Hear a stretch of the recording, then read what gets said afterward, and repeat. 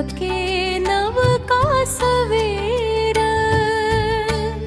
धरती गावे तछै खुशियाली के गीत। नव वर्ष लके आबै आशा के रंग, सब हक घर आंगन में भरल प्रीत।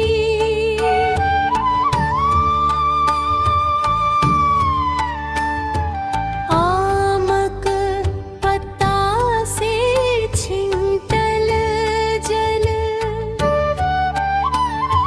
शीतल भेल तन मन सबके।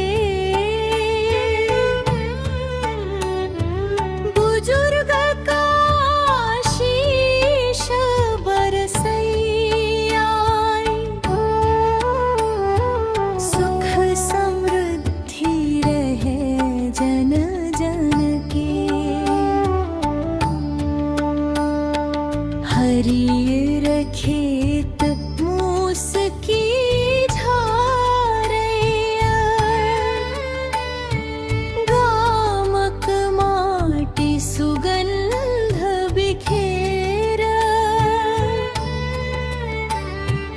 नव उमंग संग भरल हृदय, गूंजय गीत नित दिन भोर। आयल जुड़ शीतल लके नव का सवेर, धरती गावे तछै खुशियाली के गीत।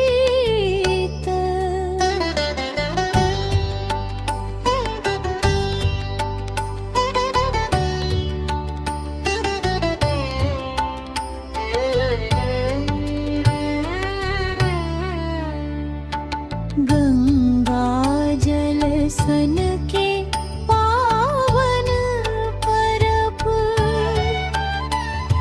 संस्कारक दीप जरैया मन में। मिली जुली सब उत्सव मनाबै,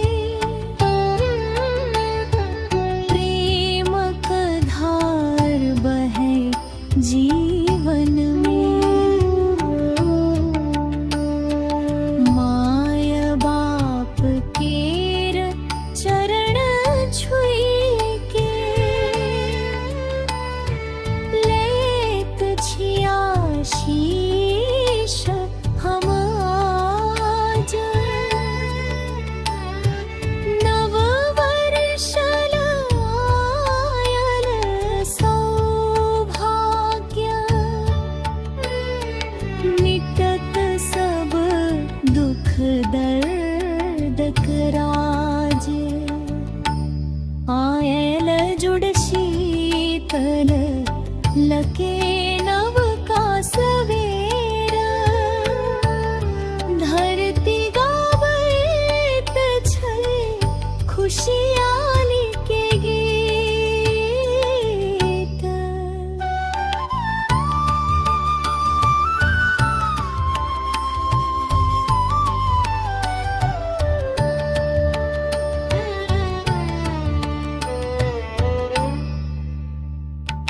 फूल के सुगंधक पवन मधुर,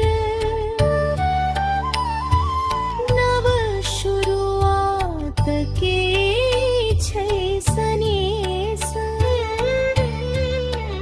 जुड़ शीतलै पावन अपसर पर, दैत छी हम सबके शुभ संदेश। हंसी खुशी संग भरल हृदय, सभक दिल आ सभक घर।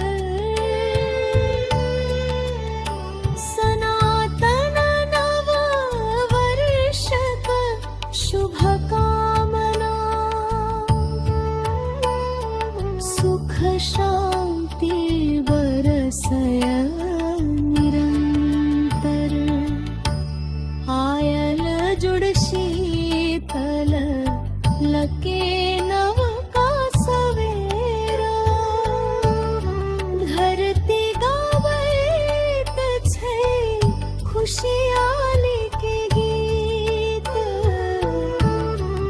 नव वर्ष लके आवैया आशा के रंग